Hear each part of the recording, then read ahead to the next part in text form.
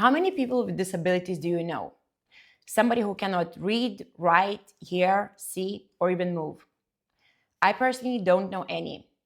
And that is a systemic problem of the way our society is built. Not because of lack of willingness or interest, but simply because of differentiating and separating from early days in kindergarten and school. We lack the awareness and understanding to build inclusive society for all. Luckily, not all places are the same. Let's hear how Julia's insight from her early days attending summer camps with mixed groups of children has led to Independo, a co-founder led company that is making digital more inclusive for all, one app at a time. Before we dive in, I wanted to share why did I start the Edge of Impact podcast in the first place. Ever since winning a WSA award in 2016 myself, I have been fascinated by this community of change makers who are using digital technology to make this world a teeny tiny better for all of us. So the Edge of Impact is my way of helping these change makers to amplify their impact. And therefore, I invite you to help me on this mission by sharing these podcasts, telling about the stories to your friends, your colleagues, your relatives, because that's how we can scale and make their impact amplified all around the world. Thank you. And now, let's go to the episode. I want to take you on a journey of how did it all begin? What was the insight that led you to actually start doing what you're doing? Can you tell me the backstory? So it actually all started with a talk with Integration Wien. Integration Wien is an association for people with cognitive disabilities, and they support them in their daily life, for example, planning their future of work and things like that. And I was talking to them and we were discussing like barriers they face in their everyday life. And one of these barriers was when they try to enter the world of work, they can't access any digital tools because their clients just can't read text-based information. And so they were struggling with Outlook, with Gmail, but also with those calendars integrated in those solutions. And so we thought, okay, we are all developers from the technical university. Why can't we just build a calendar solution based on symbols instead of text? And so everything started. Okay. So you were all studying together, and that's like where it all began. What was the reason you were talking to this organization in the first place? Yeah, since I was a little girl, I myself was participating in inclusive summer camps for kids with and without disabilities. And so I was always connected with those institutions. And then I did my first summer school for little girls in Vienna. And we built assistive technologies in the summer camps, and we were cooperating with Integration Wien. Okay. So it coming from a completely different environment and country, that also tells me that Austria is doing a lot for integrating kids from the early ages. Yeah. Could be more. There's always could be more, but it depends on what you're comparing it to. Like I've never heard about that in Lithuania, for example. Yeah. So it's already like a groundbreaking thing that somebody else is doing that in the first place. So you had that insight of, okay, so there is something that can be done, and you go back to your that point, not the co-founders, but probably like the study friends. What happens next?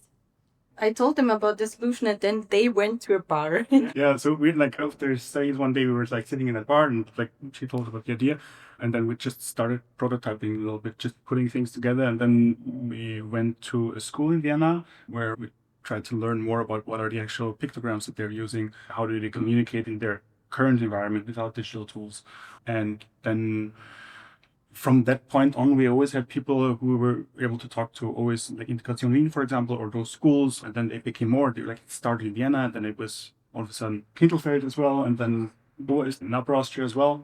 And it grew from there. And it wasn't like we didn't plan to make a company out of this. In the beginning, it was more like a tinkering thingy where we tried things out and it was just fun.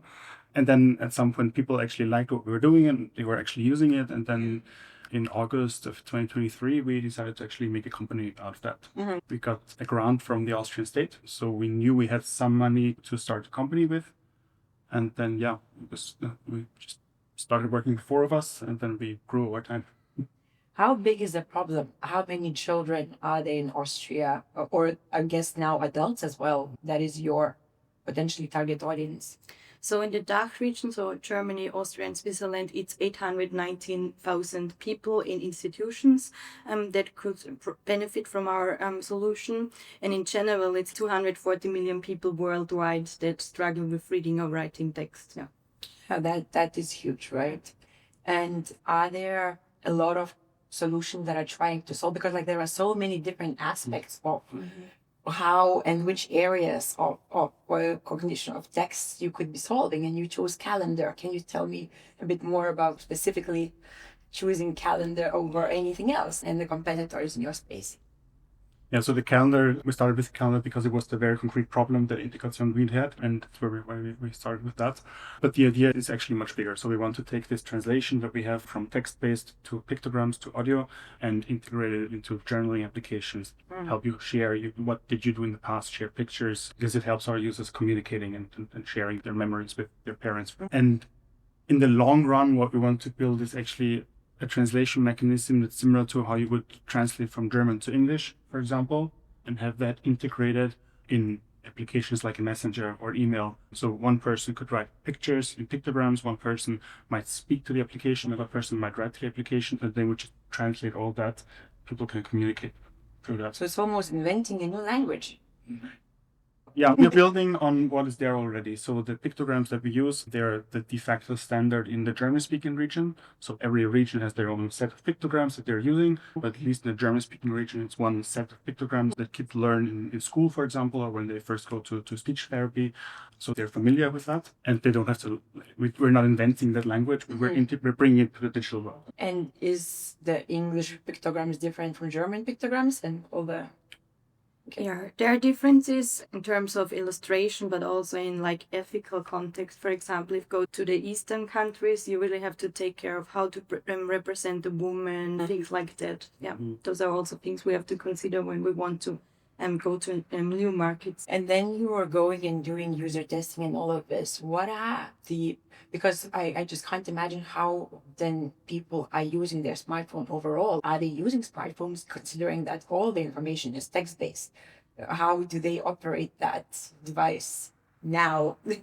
Yeah, I think most of our users already have a smartphone or at least an iPad because they are already using it for like talker apps. It's like you just touch on symbols and the tablet iPad speaks for you. So they are really good in using it. And that's what worries me the most because they have smartphones and iPads and they have the things they need to communicate with others, but they just can't because all those other apps or competitors are just isolated solutions for our users and we want to connect them with all the other apps that are available. So what they would do, for example, is they take the Talker application, write a couple of pictograms, then take a picture of that and send that via WhatsApp. This is how they're communicating. And they need two devices for that, and it's super tedious and super annoying, but there's just nothing else out there. And considering all the emojis that people are so used to using now, it's weird how did this not get integrated? Yeah. But then you're also operating in a very kind of like environment where, let's say, WhatsApp will now all of a sudden introduce pictograms. And then all the AI-enabled translation or like between text and sound like others. What is the innovation in technology playing in your field of work? Are you worried? How are you tackling it? Of course, you're harnessing it. So can you tell me a bit more? Yeah. I think it would be great if they would do that. Yeah. It would be amazing because it would just open up their platform for so many more people. But I think technology can really enable people in the field that we're working in. So what we do right now, it's not deep tech, it's not revolutionary AI stuff that we do. We use technology that is out there, that is proven that it works. We're just bringing it to a new field. And I think there's one saying of a famous researcher in that field, and he says, for people like us, technology makes things better, but for people with cognitive disabilities, it makes things possible. Yeah. No, absolutely. Yeah. But one of the key hurdles that I've heard consistently from digital solutions trying to enable people with cognitive or hearing or visual disabilities is reaching a target audience, is that it's super difficult to actually get through to people with those disabilities because the way they consume the marketing to them, like, it's completely different. What is your take on that? I think it's not difficult, but what you need to do is you need to cooperate with them. So what we are doing, we are not designing or developing the app on our own and just telling them what they need to use. They are like our co-designers. So we formed a team with them, and I think that makes the difference because they can decide what we are going to build and we just work together. And I think that's the secret for reaching people with disabilities. And that's exactly what those other companies are doing. It's just that going and growing through that initial user base that is there for you to test with. Is how do you go to the whole region? How do you go to the world? That's where it's maybe something, just an insight that I got from talking to other companies building. Yeah, what we are experiencing is that common marketing tools don't work very well, but what works very well is word of mouth. So someone tells another one that this works really well for them and they can help building the app. And I think that's what you need to do in this field. Yeah. And I think that it's a community that is already very tight because they're already sharing solutions, how or workarounds for certain issues. And there's huge Facebook groups or Instagram channels where people would gather, and also in institutions. So there are a lot of institutions out there that do support, that do help. And through those, I think those are the best channels for us to actually reach our end users. Now, because we're doing a video and potentially people haven't seen your pitch, that's hopefully watching this, tell us about what does Independo do exactly? How does it work? Okay, so at Independo, what we're trying to do is we're trying to make the digital world accessible to people with learning difficulties. There's a lot of people out there that struggle with text-based information because they cannot read or write. And what we're doing is we're translating text-based information into pictograms, into audio. And the first application that we built is a calendar diary. And that calendar diary integrates with existing calendars like Google Calendar. So we're translating what is already there, and we're trying to make that available to a user group that doesn't have access to that right now. Yeah. So it's a separate app where basically you just plug into Google Calendar, and then people who need that translation will see it in pictograms and the way they like to. So you can use the app standalone, so it works like any other digital calendar out there, but you can also integrate that with existing calendar solutions. Yeah. Let's talk numbers. How is it going and where are you with your product, but also with testing and users? So right now we have about 200 weekly active users in our application. We have 6 partner institutions that are currently actively using our app. And since yesterday, we now got approval from the German and the Austrian health insurance providers, so people can access our app through that as well. What does it mean? How does it work? What does it mean that health insurance is paying for the app and people with disabilities don't have to pay for it? That's amazing. Yeah. Yeah, that's a win. How did you convince health insurance to do so? What is their benefit? It was also our partner institutions again. So some of our partner institutions are accredited by health insurance, and they did that for us.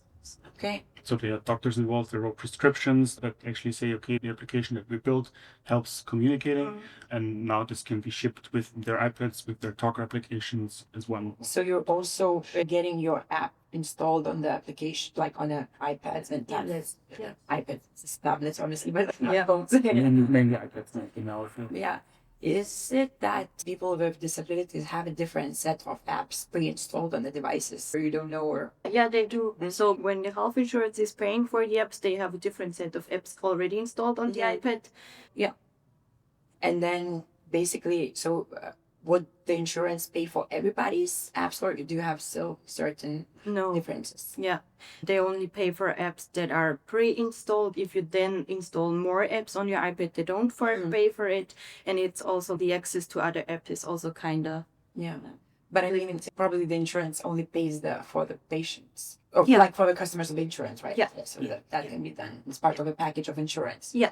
Nice. So it's like a win. Yeah. Yeah. And in terms of your future plans for expansion, because it feels that you're actually like really hitting the right way of growth, going to institutions that help you to open the doors.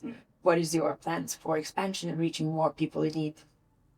So we have two plans for expansion. So we want to build more apps based on our mechanism of translation. And second, our next region we are targeting already is like the Nordics, because inclusion really matters there and it's going fast. So that's the next region. Or we have already kicked off a pilot project there.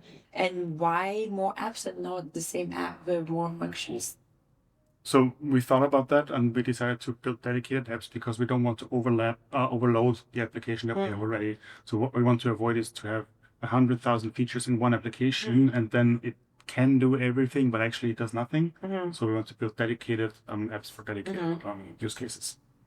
What interesting insights are you learning from getting 200 monthly active users using your calendar? What is interesting that you're learning and insights that you're getting? I think for me, the most interesting insight we ever received was like one mom just sent me an email telling me about their user experience. And she was like, it was the first day that my daughter told me that she wants to bake a cake on Sunday. And I thought, wow, this is just like a trick. Yeah, absolutely. And in terms of your business running, you 4 co-founders, that's a lot. How is it going for you to manage business as 4 co-founders? And did you hire more team members? So for me personally, I think it wouldn't be possible without 4 co-founders because we have 4 very different roles in the company. Everyone focus on dedicated parts of our business. So we have our CPO who's getting all this user feedback, designing the next applications together with our UX designer. So we're actually 6 people now, so 4 co-founders and 2 people full-time on board. So they can focus on that part. If our CTO, we just make sure that what we build actually runs, actually works. And I think it does require quite a bit of communication amongst the 4 of us, but I think it's totally worth it and it wouldn't work otherwise. And I think the good thing is that we have known each other before we found the company, and that really makes a difference because I know what annoys Konsti, who knows what things are annoying me, so that really helps and makes communication a lot easier. So coming from that same group, you probably did projects before together to know how you work. Some of us worked on projects before, some of us didn't. We were doing an extended study program at the Technical University in Vienna. So we all have different engineering backgrounds. And that's a 2-semester extension program that basically teaches engineers how to run a company, how to start a startup, basics on financial, legal, marketing, stuff like that. Financial. Let's talk about that. I heard you got the grant. What is your plan and outlook for the company as it grows in terms of arranging financials? So we've financed the company so far with public grants. So we got public grants from AWS, so Austria Wirtschaftsservice. We got grants from FFG, so those are research grants. We got grants from the city of Vienna. And I think we wouldn't be able to have a company at the stage that we are right now without those grants. Because I don't think that we would have been an investment case early on, because we always had to defend, okay, we're a social startup. How does that thing make money? And I think we rather early on knew that this could work out as a company, and it has to work out as a self-sustaining company in the long run. But to get to that point, we needed the grants. Now we actually have two business angels on board that support us, and it now really depends on how well the health insurance use case works out. Because if that really grows, then we can become self-sustaining rather quickly. And so we will see what the next months and years bring. Sounds that everything is just working. Like it's just, we've had the idea, we have this partners, it's all working. What challenges do you have? Do you have any challenges that are really keeping you awake at night?